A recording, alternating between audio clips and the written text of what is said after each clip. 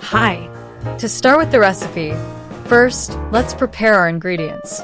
You'll need to slit 5 green chilies, chop for medium tomatoes, julienne 1 inch of ginger, and chop 1 bunch of cilantro. This prep work is crucial because it ensures everything is ready to go when you start cooking. Think of it as setting the stage for a smooth cooking process. Now, heat 1/3 cup of cooking oil in a karahi or wok over medium heat. If you don't have a karahi, a regular wok or deep pan will work just fine. You'll know the oil is ready when it shimmers slightly. This step is important because the right temperature ensures that the flavors of the garlic and ginger are released properly. By the way, since many of you ask about this non-stick frying pan that I use after trying several, I found one that really makes a difference. I'll leave a link in the video description in case you're interested. Next, add 3 tablespoons of garlic paste and the julienne ginger to the hot oil. Sauté them for about 2 to 3 minutes until they become fragrant.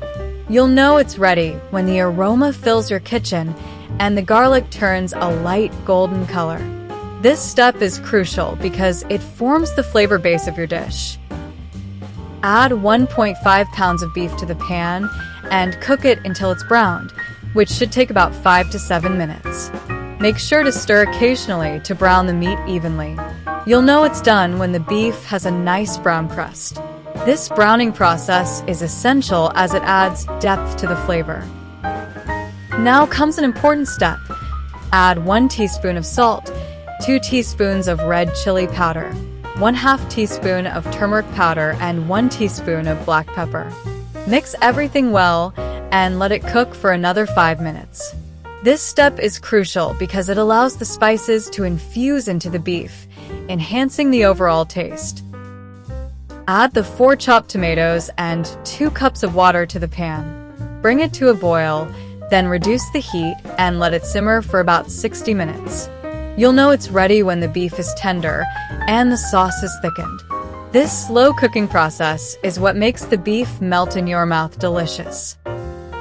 Uncover the pan and let any excess liquid evaporate. Add the slit green chilies and sauté them for a few minutes. You'll know it's done when the chilies are slightly softened. This step adds a fresh, spicy kick to the dish. Add the chopped cilantro and mix everything well. The cilantro should wilt slightly, adding a fresh, herby flavor to the karahi. This small detail makes a big difference in the final taste.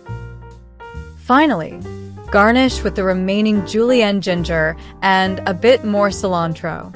Serve your beef karahi hot and enjoy the rich, spicy flavors. This final touch not only adds a pop of color but also enhances the aroma, making your dish irresistible. And that's how you make this delicious recipe. If you enjoyed it, don't forget to subscribe to the channel for more recipes like this one. Bye!